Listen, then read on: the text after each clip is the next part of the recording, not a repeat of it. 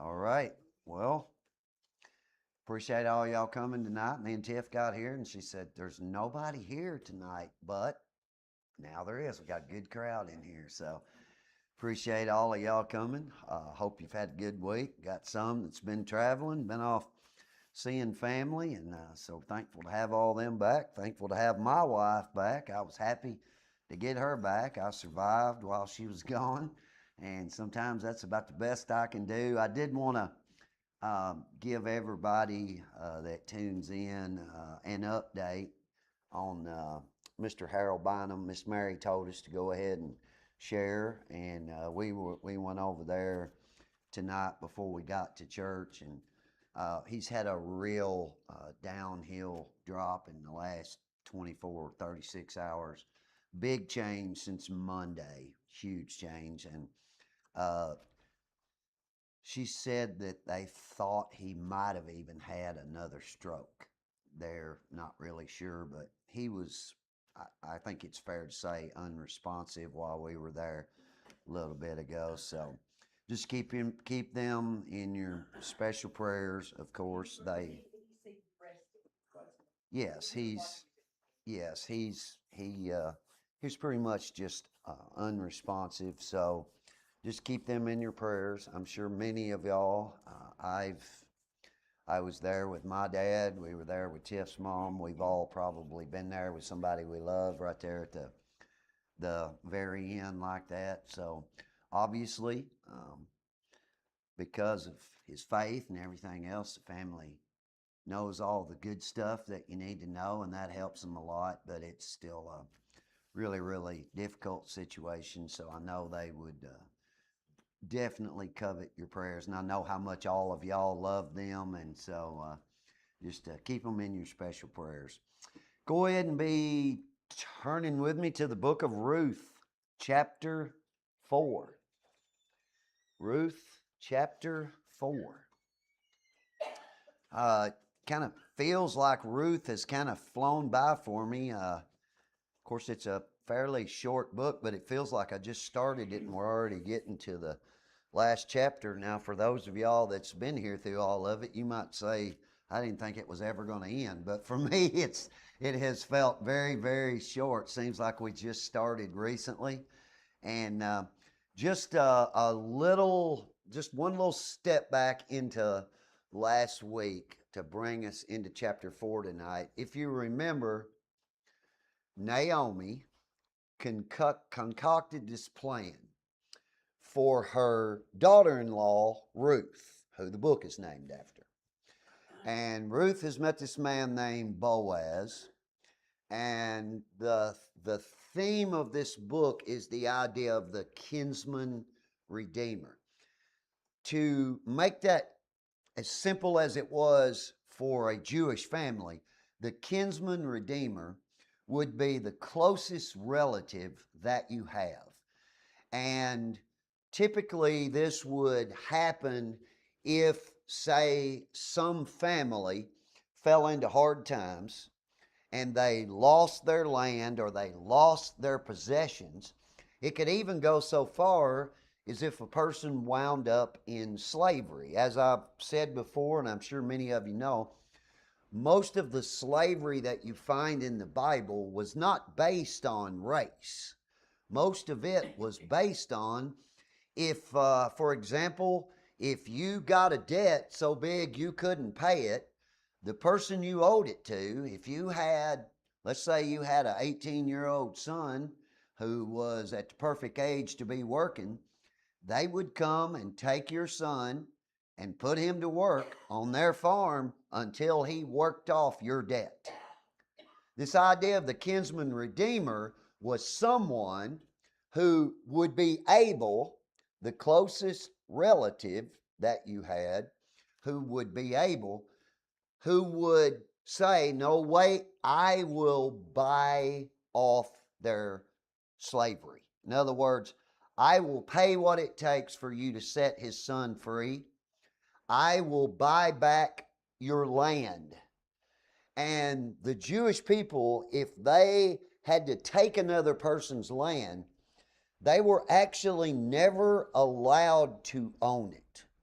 even though the easiest way for me to say it is, if a person got in debt to you and you took their land, you were going to get to use it, but you were never going to be the owner of it because they protected each other under the law.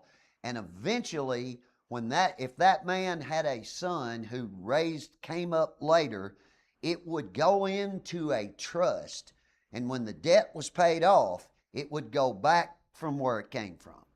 So in a way, even if you confiscated somebody's land, if you will, because of their shared race and their shared faith, they did not take that land forever.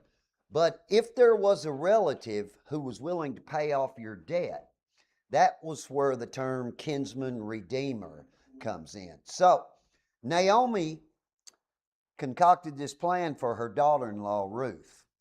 She told her to go to this man Boaz that she has met and to basically ask him, will you take the role, and I always say this a lot of times, of being my goel is the actual term in Hebrew. That is, will you be my redeemer? Now, if you're not familiar with the whole story of Ruth, it would take me too long to get us to where we are right now. But if you are, then you understand. Now, Boaz, a problem came up. Boaz said, I will do it. However, I am not the closest relative. The closest relative always got the first opportunity to do it. So Boaz told Ruth, I will do it, but there is someone who is a closer relative to you than me. He has to be given the opportunity first. And basically, there at the end when we're reading in chapter 3, Naomi, the mother-in-law, told Ruth, don't worry, this man will not rest until he gets this situation worked out. So join me now in Ruth chapter 4, and we're going to read verse 1 and 2. And it says, now Boaz went up to the gate and sat down there, and behold, the close relative of whom Boaz had spoken came by. So Boaz said, come aside, friend, sit down here. So he came aside and sat down, and he took 10 men of the elders of the city and said, sit down here. So they sat down. Our author does not give us the name of who this closest relative was. There's a lot of theories why it doesn't. The most popular one is probably didn't want to embarrass him, because what we're going to see is this man is not going to wind up being the one who redeems Ruth. Maybe it just doesn't matter who he was. Doesn't tell us. But here at the gate, that's one of the most first important things here. It says that Boaz went up to the gate. Okay. In cities of that time, they did not have what you would call large parks or large areas set aside for public meetings and stuff. So most of the political stuff that took place in these cities took place at what they would refer to as the gate. The gate, from my understanding of it, typically was kind of an arched entranceway. And because it was arched, it provided shade in the daytime. And so when they had a citywide meeting or a political get-together, that's where they would meet at. So Boaz goes to the gate, and clearly the gate is where most of the most important people in the city spent most of their time. Boaz knew that. So he goes to the gate, and there it says that he assembled 10 elders. Now that is crucial.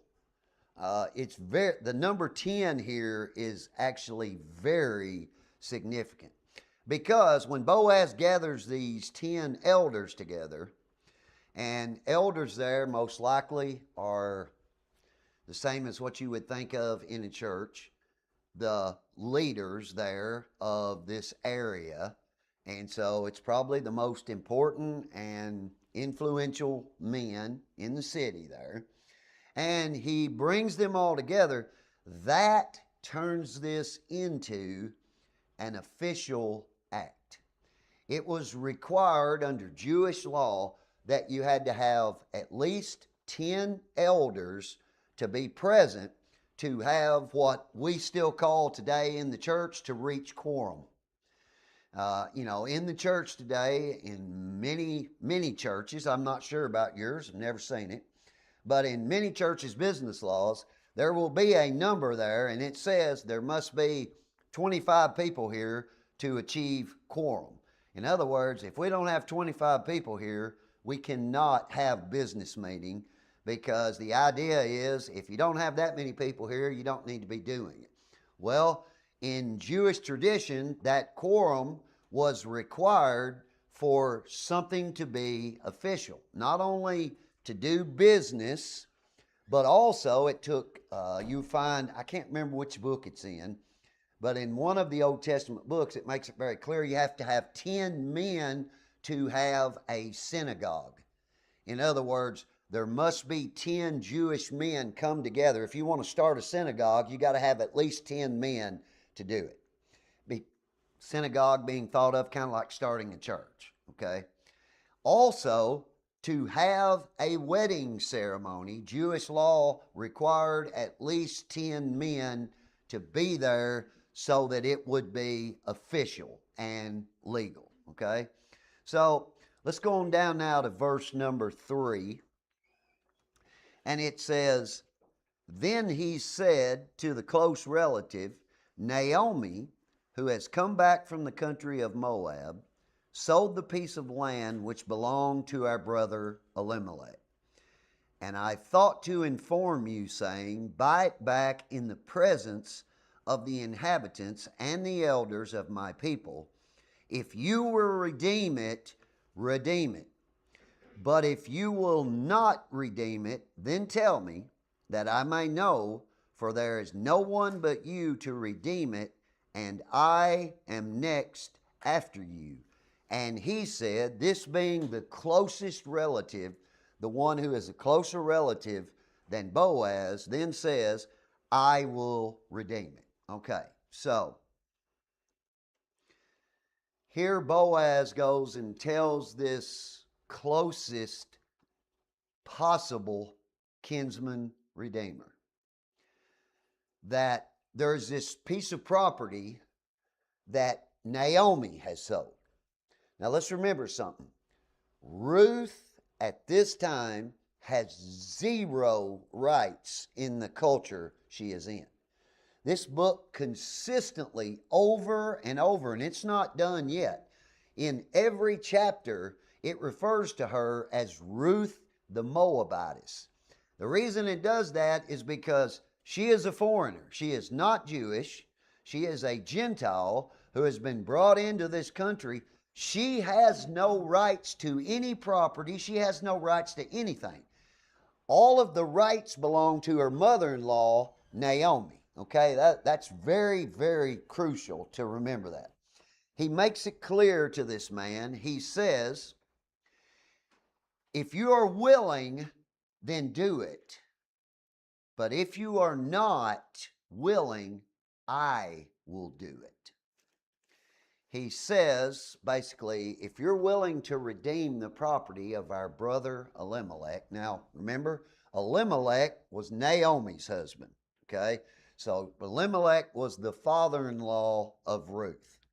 The property obviously was his.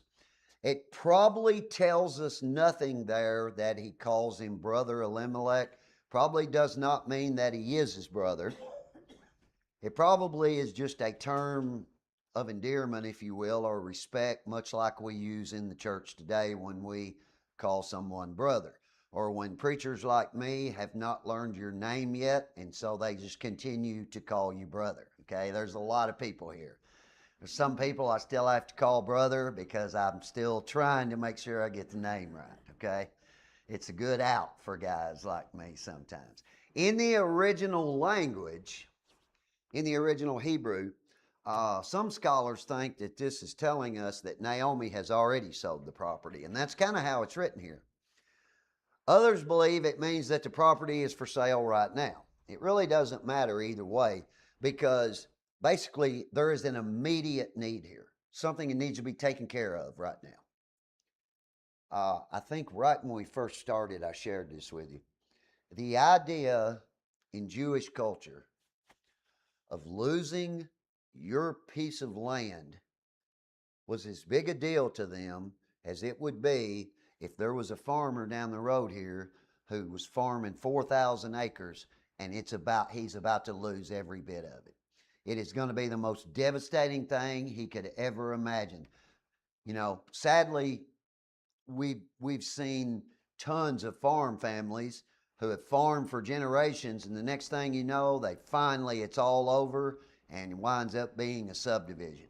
That's a devastating thing. Well, it was even more devastating because your property and everything was your stake in the nation of Israel here, especially here in this clan in Ephraim, as it's called, Ephrathah, which is Bethlehem.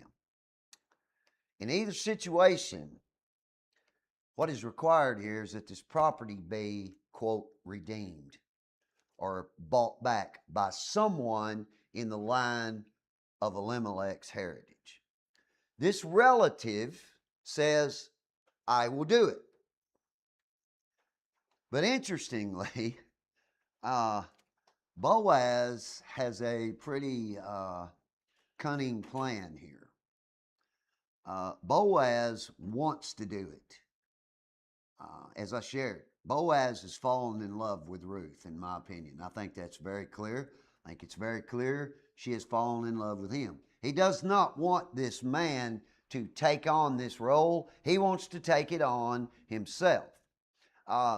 Boaz has a plan to become her kinsman redeemer, but it is in danger of falling apart here because the closest relative who has first right to do it said, I will do it. So let's see what Boaz is going to do about it. Join me in verse number 5.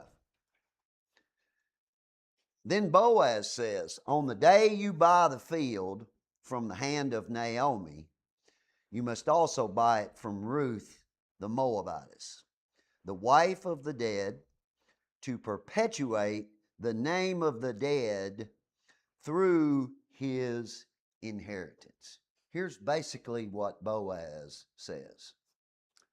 Oh, by the way, my friend, if you buy the land, you have to take the woman.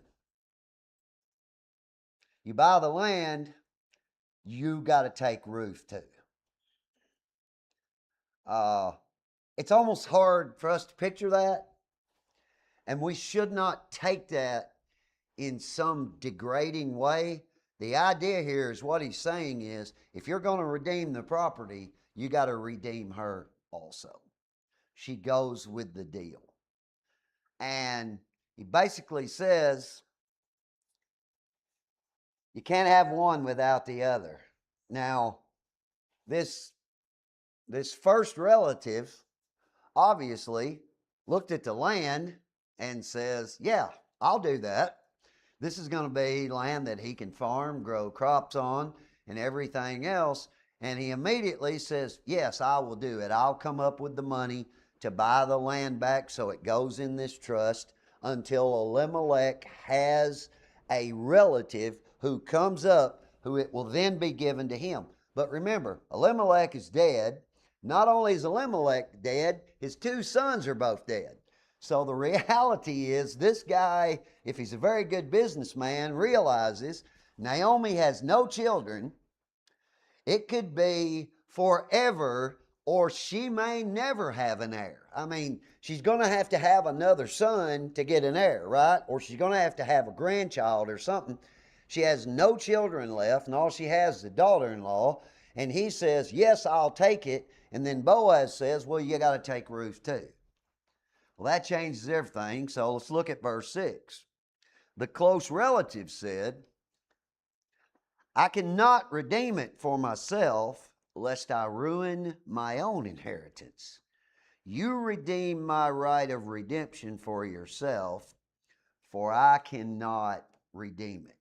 Now, my understanding here is that this property is very likely to be a piece of the same field that Boaz owns. Remember, all through this story, we've been working around this field of Boaz, and the whole story builds from this field that Boaz owns, because he has not only did he let this foreign Ruth glean from it, as it is called, which is literally picking the scraps up after harvest.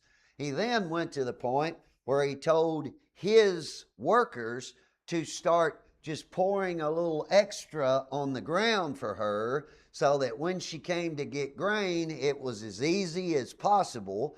This is exactly what a man would do if he is smitten with a woman, is he is going to do whatever he can to impress her, and he just continues, and then he tells her, oh, when you need a break, you can come up here with my workers and have something to eat and drink in the tent.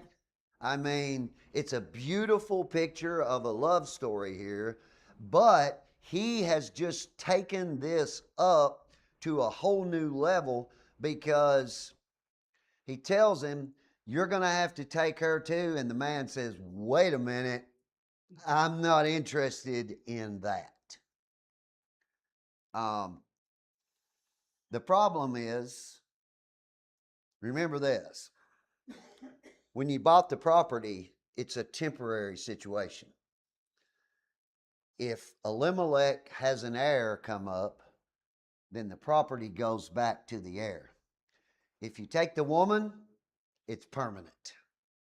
You don't get to just hand her back later, okay? But why would it ruin his inheritance? Well, most likely because he has children. The question was, why would it ruin his inheritance? So imagine that you have 4 children of your own, and now you're going to take a new wife, because that's essentially what he's going to get here. Because if you remember, what we've been talking about is what is called levirate marriage. And the idea of levirate marriage in Jewish law was this. Let's just say that me and Tiffany are married. That's as far as hard to imagine, I know, but let's just say we are. And under Jewish law, I have 2 brothers. Under Jewish law, if I died and my oldest brother was under obligation to then take Tiffany as his wife, to raise up a child, and that child would be my heir. In a way, they would have a child, and even though my brother would be the father, it was raised up to perpetuate my line, because you don't want someone in your family to disappear. So, if you remember, the Pharisees or the Sadducees tried to mess with Jesus one time, asking him a bunch of questions. And the question was, hey, Jesus, in heaven, let's just imagine here on earth there was a woman and she married a guy and he died. Well, then she married his brother and he died. So then she married his other brother, and it went through 7 brothers. Their question was, when they get to heaven, which one of the brothers is going to be her husband? And Jesus said, there is no marriage in heaven. Personally, I think that's awful, but some guys probably think it's pretty cool that there is no marriage in heaven. I don't know. I mean, it's almost more than I can bear to think about, Jim.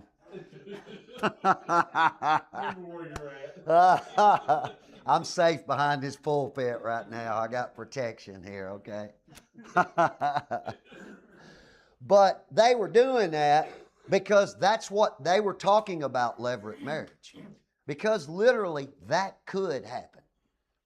The idea was someone has to produce not only a child, has to be a male child, because in Jewish family, only the male was going to be the one who would be the heir, if you will. And so Elimelech has died, and the idea here is that Naomi's the one who has the right. In other words, Boaz should be actually marrying Naomi, not Ruth. However, if you remember, short while back, Naomi gave all of her rights to her daughter-in-law, Ruth, because she has come to love Ruth like her own daughter.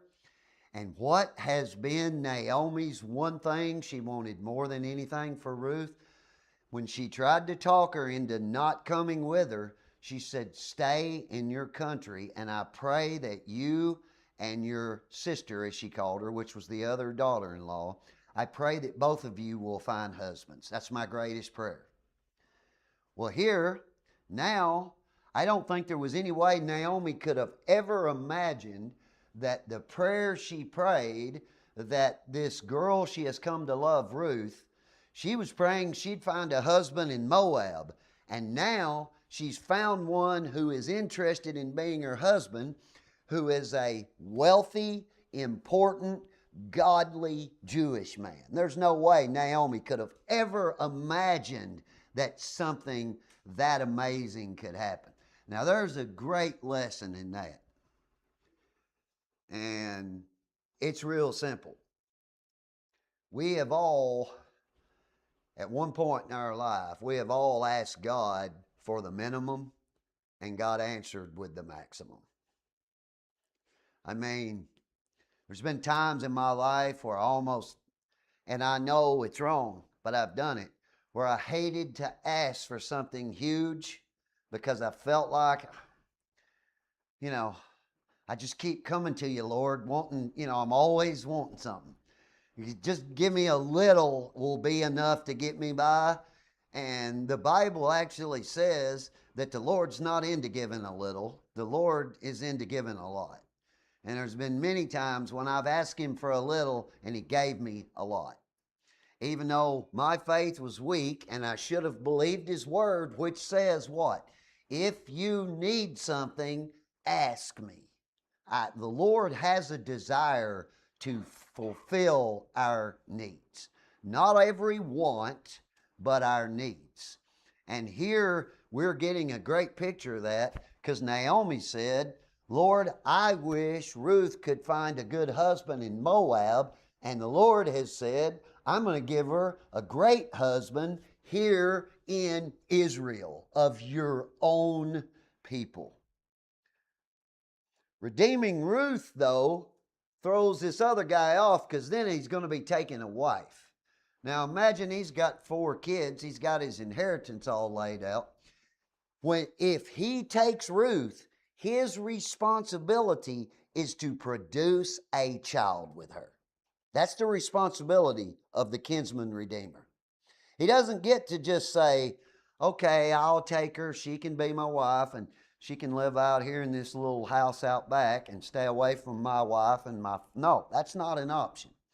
He is obligated to produce a son, a male child, to raise him up so that Elimelech's line will continue in his Jewish heritage. Think about the opening chapter of Matthew. You open it up, Matthew 1, and all you do is go through a list of names. Just so-and-so begot so-and-so begot so-and-so. Listen, a Jewish man could tell you every person in his family because it was crucial. Remember, you had to be from certain lines to be a priest. You could not be a priest unless you came out of and you had to be able to prove, "I am of the line of Levi." You would be able to track your heritage all the way back as far as it went. It was a really big deal. You know, here in the United States, some people get interested and they go to those sites where you can track your genealogy, you know, and go back and figure out who your great, great, great granddad was and all those things. They didn't do that in Judaism. They carried it with them. It was in a book. Every family could go back and tell you 10 generations because all of them were able to track it back. And that's why this is so important in this book, because when we get to the very end, you're going to see why all this genealogy is taking place, okay? Because it's going to be crucial. So here's something very interesting. Boaz doesn't lie here. He just adds a little something in. Jewish law did not say this man had to take Ruth. It did not say that. And Boaz did not say that the law says. He said, when you take this, take Ruth too. It did not say you have to take Ruth. When this man hears it, this man's like, whoa, the deal is off. And he tells Boaz, you do it. Now, some people take umbrage with that. The fact that Boaz here seems to be, being cunning or getting right to the edge of tricking this guy out of doing it. But in my study Bibles, it said that there's possible explanations. One of those is perhaps that was a custom in Bethlehem. In other words, even though the law was general, different clans, if you will, practiced different things. And the other one was, and this one actually makes sense to me, that Boaz is following the spirit of the law as opposed to the letter of the law. You know, in this life, for the most part, we actually want people to follow the spirit of the law and not the letter of the law. Because when I'm on the way here every night, when I get on the 4 lanes, the letter of the law is 65. I set my cruise on 69, okay? Now, for the most part, we understand that most policemen probably going to be okay with you at 69. I get passed all day, but I'm like, nope, I'm not going past 69. I would be upset more than likely if I got a ticket for going 69 in a 65, because I'd be like, I know that's the law, but you're not supposed to give me a ticket. Well, the truth is, I'm sure Dan would tell me, oh yeah, I can give you a ticket if I want to. So, and the truth is, there's most things, but listen, it's very important biblically. The biggest problem Jesus had with the Pharisees is they didn't care at all about the spirit of the law. All they cared about was the letter of it. Think of the ox in a ditch that Jesus spoke of when he was arguing with them. They're arguing with him. Remember, him and his apostles are walking on the Sabbath, and one of them reaches over and grabs a head of grain and eats it. Well, guess what?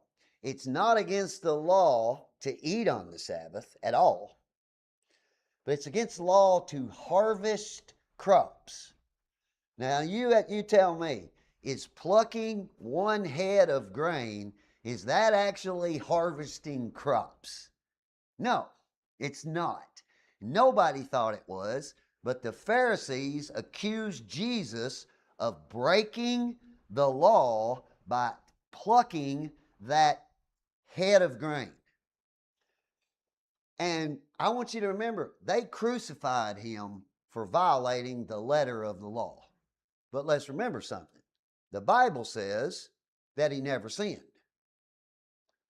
So even though by letter of the law, Jesus broke a few letters of the law, but he never broke the spirit of it. One thing that the Pharisees and the scribes and the Sadducees could not ever grab a hold of is that God's law was never intended to be down to the jot and the tittle. It was the spirit behind it. And that is why Jesus said to them, so if you had an ox out here in a ditch, and it's, basically you can easily understand if this ox is falling off in this ditch, this ox's life may be in danger. So Jesus said to them, so if you had an ox and it fell in a ditch, you'd let it lay there and die? Now this shamed them. I remember telling this, and y'all may have heard this, you may not. But when I was going through the four Gospels many years ago, I got off for a while and did a big kind of study for myself on all these different religious groups. The Pharisees tithed their herbs that they grew in their garden. Now, can you imagine? Let's just say you grow something that's got 50 seeds on it, okay, in your garden. When they plucked that off, they went to their house and they spread those seeds out and they counted out their tithe and they brought it in. Now, God was never telling anybody, if you have an acorn tree out here in your yard and you're going to use those for some recipe, if you pick up 50 of them, make sure you bring 5 of them to the synagogue and turn them in. It was never about something. Jesus called them a brood of vipers, and this is where Jesus said to them, basically, you guys, let me see if I can get it right. You, how's that saying go? You choke on a gnat. Do y'all remember that part? His basic point was, you could swallow an elephant and choke on a gnat. And what he was telling them there was, y'all will completely ignore the spirit of my law, and then you call people out for only giving 10 seeds when they should have gave 11. And most likely here, that's got a lot to do with this. And this man says, I'm going to ruin my inheritance by doing this. So he then gives up his rights and will now allow Boaz to become her kinsman. And so, let's see, what time? Let's read verse 7 and 8 and we'll close up right there. It says, now this was the custom in former times. Wait a minute, I got to read verse 6. And the close relative said, I cannot redeem it for myself, lest I ruin my own inheritance. You redeem my right of redemption for yourself, for I cannot redeem it. Now this was the custom in former times in Israel concerning redeeming and exchanging. To confirm anything, one man took off his sandal and gave it to the other, and this was a confirmation in Israel. Therefore, the close relative said to Boaz, buy it for yourself. So he took off his sandal. Now, it's interesting here that the author says that this is not a modern custom, it was a historical custom. And I really don't know why they did this, because it doesn't appear this was required, but at some time in Israel's history, the idea of two men coming to agreement was settled by them taking one sandal off, and that was, I guess you could say, it's almost like, signing your name on the dotted line, if you will, on a contract. But what this does in their eyes is this makes this not only a done deal between them, but let's remember, they have 10 elders there. So these 10 elders are watching, hearing, observing everything that's happened. And so when Boaz and this unnamed relative, when they each remove their sandal, they are signifying here that the job is done, the contract is signed, and now Boaz is going to have the right to redeem Ruth. So let's go ahead and look at verse 9 and 10. Boaz said to the elders and all the people, "You are witnesses this day that I have bought all that was Elimelech's, and all that was Kilion's and Mahlon's from the hand of Naomi. Moreover, Ruth the Moabitess, the widow of Mahlon, I have acquired as my wife." And here is exactly the role of the kinsman redeemer. It is laid out here perfectly. To perpetuate the name of the dead through his inheritance, that the name of the dead may not be cut off from among his brethren, and from his position at the gate. You are witnesses this day. What makes this story different and beautiful is as Boaz stands before all of the authorities here, and as I said, these 10 elders, when he gets 10 of them there together, it's the equivalent of the mayor and the police chief and the sheriff, and everybody in that town is all there. And if you do something in front of all of them, it is legal, official, and binding. What makes this story beautiful and different is even though Boaz says to them, "I am going to take Ruth as my wife so that I can, honor Elimelech," that's not the only reason he's doing it. This story would not be so treasured and loved by so many people if Boaz was just doing it out of responsibility. He's not just doing it out of responsibility. He has fallen in love with this young woman. She has fallen in love with him. He is not just doing this to help out her mother-in-law. He's not just doing this because he has an obligation. He is doing this out of love. For the kinsman redeemer to really fulfill his role in a perfect way, he would not do this just because the law laid it out. He would do it because he had a desire to do what was best for people that he loved. He has taken her to be his wife. He has made a public vow now in front of all of the authorities. And as I said, the picture here of Boaz is what we call a type or a foreshadow in the Old Testament of the kinsman redeemer of the New Testament. The kinsman redeemer of the New Testament is Jesus himself. And the idea of the kinsman redeemer, I want you to remember, one of the responsibilities for it was to take a person who had been put into slavery and to pay the price to set them free. That's exactly why we sing songs like, "I know my Redeemer lives."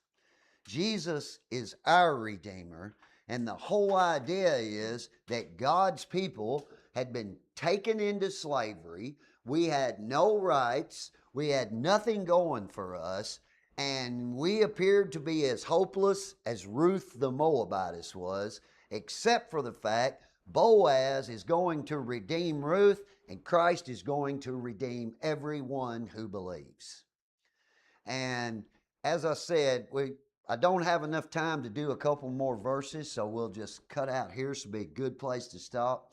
But I've been telling you every week to keep that in your mind, but we are really getting to the point in this book now where you're going to see it laid out right in front of you, that this is another of the 66 books in the Bible that are all about the exact same thing, and that is Jesus.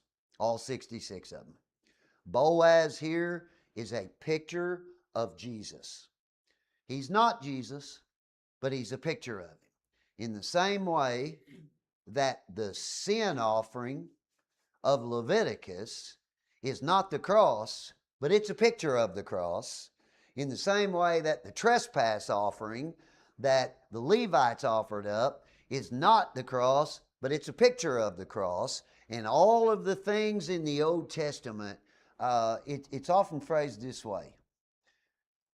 God revealed himself slowly through the Old Testament. Some people call it progressive revelation. In other words, over time, the Jewish people learned more and more and more about God. The good thing for us was he revealed himself completely and fully in Christ. There's nothing else. We don't have need for new revelation. We don't have need for all these things. We have everything we need in Jesus.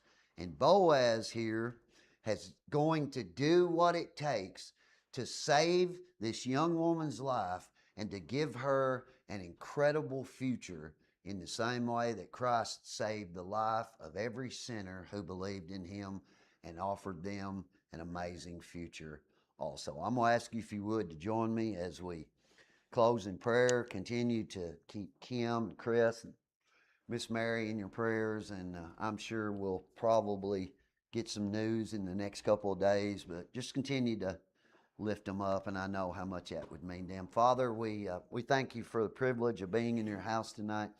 Thank you for the privilege of standing in your pulpit tonight. We thank you for this beautiful story we've been able to look at, and Lord, as it continues to build to its climax, we look forward to that, Lord.